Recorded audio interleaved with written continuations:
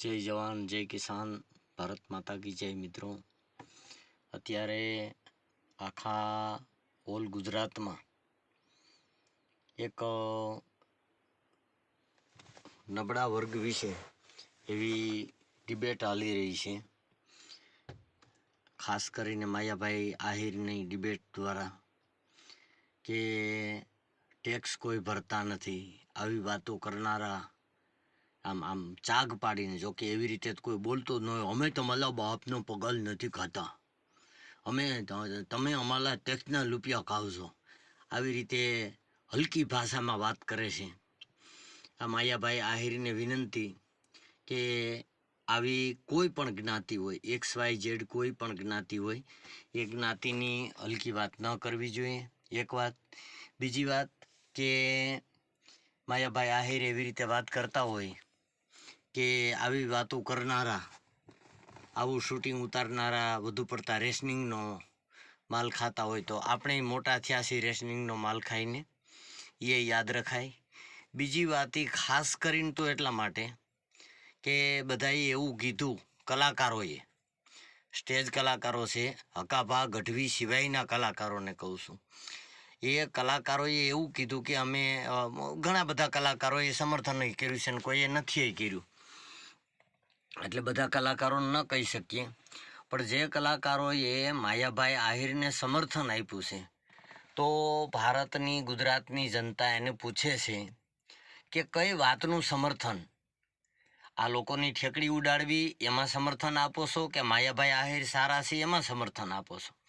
આ વાત પ્રત્યે રોષ થયો છે, તો આ વાત પ્રત્યે જો તમે સમર્થન માયાભાઈને કરતા હો કે નબળા વર્ગને ઠેકડી ઉડાડવી બરાબર છે, તો તમારી જ છાપ, તમારી અંદર પડેલી વૃત્તિ બતાવે છે કે તમે પણ માયાભાઈ જેવા જ છો, બરાબર. અને અસલ તમારા બાપના પેટના હોવ તો હવે મહેરબાનીથી કૂપનના ઘઉં જે ખાતા હોય ને, ડાયરામાં ચોખ્ખું જ બોલજો કે કૂપનના ઘઉં ખાનારા કોઈ અહીંયા પૈસા ઉડાડવા આવતા નહીં, અને પૈસા ઉડાડે છે એને કહેજો કે ટેક્સના રૂપિયા નથી ને.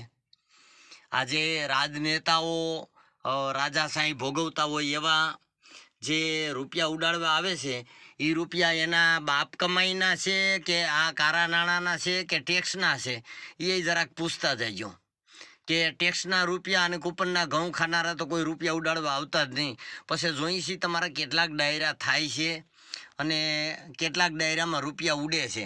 અને હવે તો લગભગ હકાભાને હું લાખ વંદન કરું કે એણે કીધું હતું કે 2030માં તો ડાયરા બંધ થઈ જ જાહે, પણ એણે એનું કીધું હતું. આવા જે મુઠ્ઠીભર કલાકારો રહ્યા એ એવું કહેતા હતા કે ડાયરાના ચાહકો તો કરોડોમાં છે, એ ક્યાંય ગયા? એક તો તમારી પબ્લિકમાંથી એક તો એવો જાગે કે એમ કે અમે આ કલાકારને પડખે છે, કલાકારો એકાબીજાની વાહ કરે છે. અને કલાકારોની વિનંતી કે આવી વાતનું સમર્થન તમે જો કરતા હો તો તમારી એ કિંમત કોડીની થઈ ગઈ છે, એ નક્કી સમજી લેજો. અને દરેક કલાકારે જેણે સમર્થન આપ્યું છે એને વિનંતી, માયાભાઈને સમર્થન આપ્યું હોય તો ભલે આપ્યું હોય, પણ એને વિનંતી કે સમર્થન આપતા પહેલાં વિચાર કરવો જોઈએ કે અમે કઈ વાતનું સમર્થન કરી રહ્યા છીએ. જે વાતનું સમર્થન માયાભાઈને કર્યું છે એ વાતમાં ખાસ કરી અને તમને એટલું કહું કે એ વાતમાં થોડોક વિચાર કરવો જોઈએ કે આવી રીતે વાત કરવી બરાબર છે. જે કલાકારો 99.99% કલાકારોએ કૂપનના ઘઉં ખાધા છે, આ મારું માનવું છે.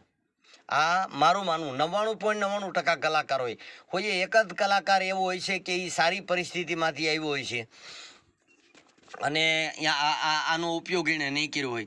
બાકી ટેક્સ તો ઠીક છે, અકલ હોય એ પ્રમાણે વાત કરે માણસ. ટેક્સની તો વાત જ અલગ છે કે ટેક્સ કોઈ ભરતા નથી. ટેક્સ ભારતનો નાગરિક, ભંગાર વીણતો, કચરા વીણતોય કોઈ એવો માણસ નથી કે ટેક્સ નથી ભરતો. ટેક્સ બધા ભરે છે.